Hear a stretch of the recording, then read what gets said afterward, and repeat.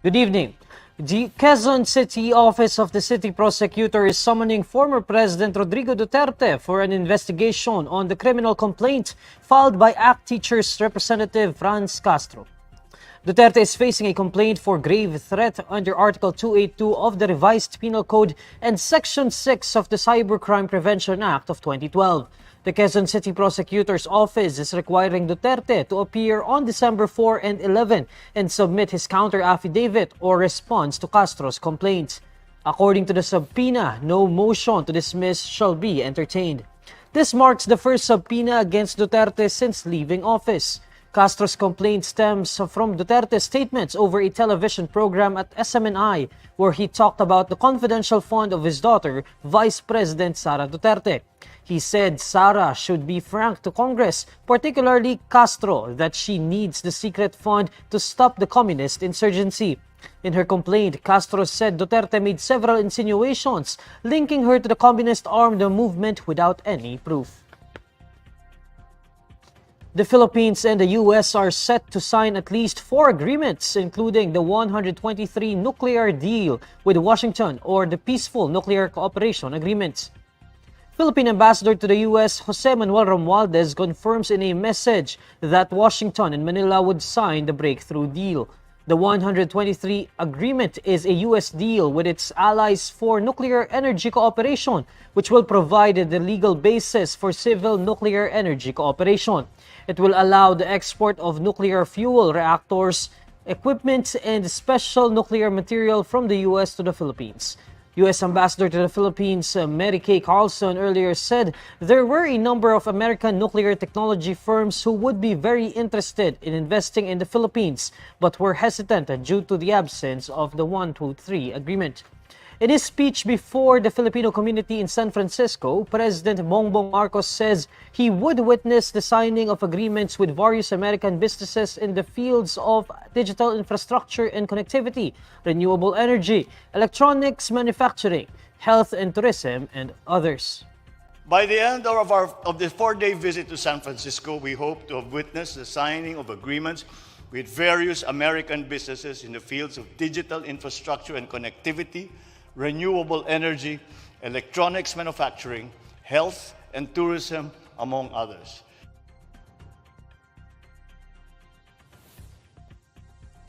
The group Pinagkaisang Samahan ng mga Tsuper at Operators Nationwide or Piston announces a 3-day nationwide transport strike starting Monday, November 20. Piston National President Modi Floranda says this is to protest the approaching deadline for the consolidation of traditional public utility jeepneys on December 31. He adds that the group is unsatisfied with the recent proposed amendments to the omnibus franchising guidelines. Floranda stresses the changes did not meet their demand to abolish the franchise consolidation component of the Public Utility Vehicle Modernization Program and to suspend the entire program. Piston adds that the franchise consolidation scheme may result in a monopoly of a few big fleet managers or corporations who have the power to control PUV routes. According to Floranda, with the franchise consolidation, big businesses and corporations can easily grab the routes and livelihoods of small operators. Kitang-kita, yung programa ay hindi para ayusin, kundi maging isang malaking negosyo lang ang serbisyo. Alam po natin na kung ang programa ng gobyerno ay usapin ng kapital, ang isang tinatamaan dyan ay hindi lamang po ang sektor ng transportasyon, kundi ang mga mamamayan. Kasi ang kakibat niyan ay pagtaas ng mga pamasahe, pagtaas ng mga bilihin. Kanino po magsisilbi yung programa nilang modernisasyon? Magsisilbi yan sa malalaking mga negosyante na kung saan ay sila rin ang gustong humawak ng muda ng public transport dito sa ating bansa.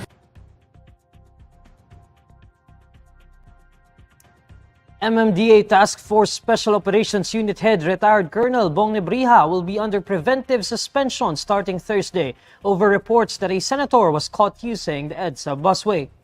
MMDA Chairman Don Artes announces this decision when he and Nebrija personally appeared at the Senate to apologize to Senator Bong Revilla.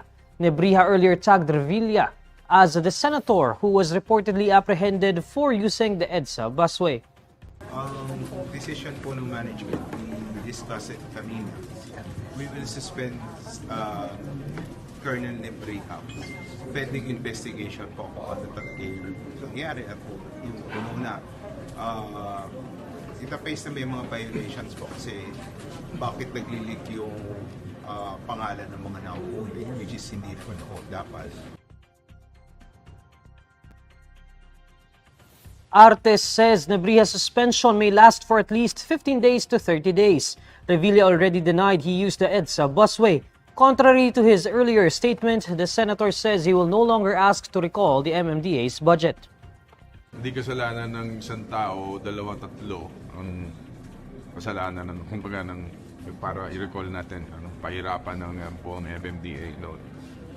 Kanina nadala lang din ako ng init ng ulo dahil para akong nabangungot nakising ako ng staff ko and kaya nakakagulat talaga at siyempre binabash ka na, binawasak ka na yung pangalan mo.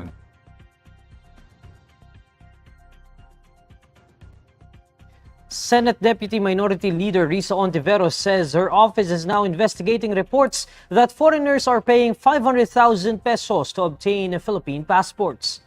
In a statement, Ontiveros reiterates her stand against this supposed scheme, calling it an offense to Filipino identity. She says no foreign national should treat the official document as mere commodity, adding that foreigners are allegedly paying 500,000 pesos per Philippine passport.